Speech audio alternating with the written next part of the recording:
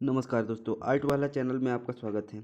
आज हम कक्षा 12 के भूगोल के 5 मोस्ट इम्पॉर्टेंट क्वेश्चन ले आए हैं, जो कि परीक्षा की दृष्टि से बहुत इम्पॉर्टेंट है और अगले साल ये प्रश्न आए भी थे। आइए देखते हैं। भारत में मानव विकास के मुख्य संकेतक क्या हैं? भारत में मानव विकास के मुख्य संकेतक निम्नलिखित हैं। आय। प्रति व्यक्ति आय का मापन मानव विकास का महत्वपूर्ण संकेतक है। दूसरा है शिक्षा। साक्षरता दर, नामांकन अनुपात और औसत शिक्षा अवधि शामिल है। स्वास्थ्य। औसत आयु, नवजात मृत्यु दर और पोषण स्तर स्वास्थ्य के मानदंड। लैंगिक समानता। पुरुषों और महिलाओं के बीच समान अवसर और संसाधनों तक पहुंच। इन सभी का रीजन क्या है? भारत में मानव विकास के मुख्य संकेतक क्या है? मतलब ये संकेत करते हैं यदि भारत में प्रति व्यक्ति आय अच्छा है, सभी को शिक्षा मिल रही है और स्वास्थ्य ठीक है और नवजात मृत्यु दर कम है, लैंगिक समानता यानी लिंग के आधार पर पुरुष महिला में भेदभाव न किया जाए, इत्यादि चीज़ें ठीक हैं तो मानव विकास के अंतर्गत आ रहे हैं। दूसरा प्रश्न, संसाधन और विकास के बीच क्या संबंध है? संसाधन विकास के लिए आवश्यक आधार है। संसाधन उचित उपयोग से आर्थिक और सामाजिक विकास होता है।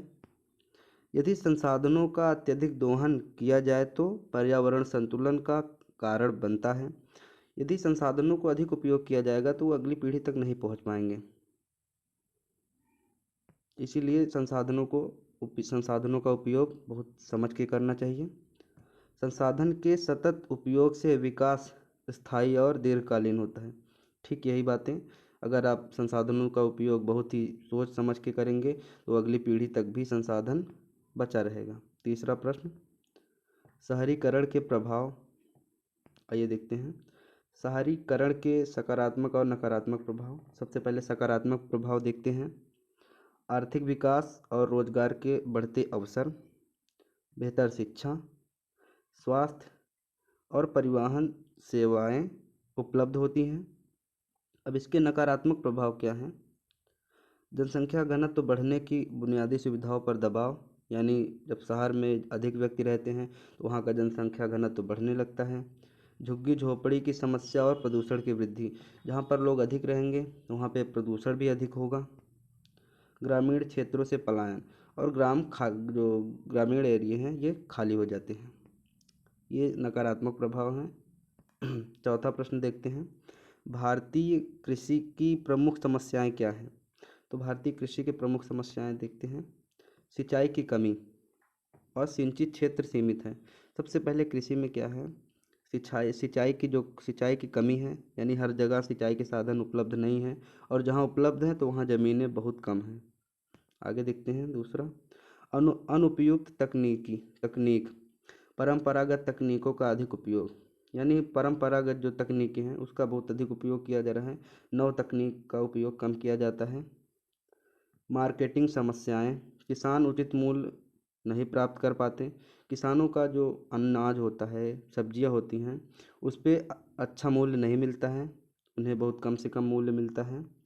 मौसम निर्भरता, मानसून पर अत्यधिक निर्भर, सिंचाई के लिए मानसून पे अधिक निर्भर रहना पड़ता है क्योंकि बहुत लंबे क्षेत्र में सिंचाई की कोई व्यवस्था नहीं है।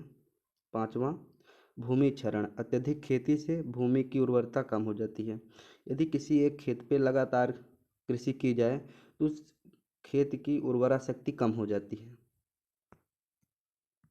पाँचवा, पर्यावरणीय समस्याओं को हल करने के लिए क्या उपाय किया जाए? ये सभी समस्याएं थी, तो अब इन समस्याओं को हल करने के लिए क्या उपाय किया जाए?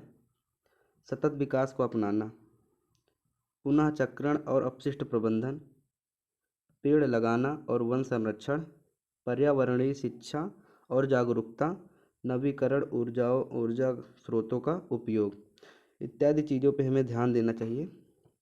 सारे प्रश्न समाप्त हो गए हैं। ऐसे ही प्रश्न आपके लिए हम लाते रहते हैं, तो इसलिए आर्ट वाला चैनल को सब्सक्राइब करें। धन्यवाद।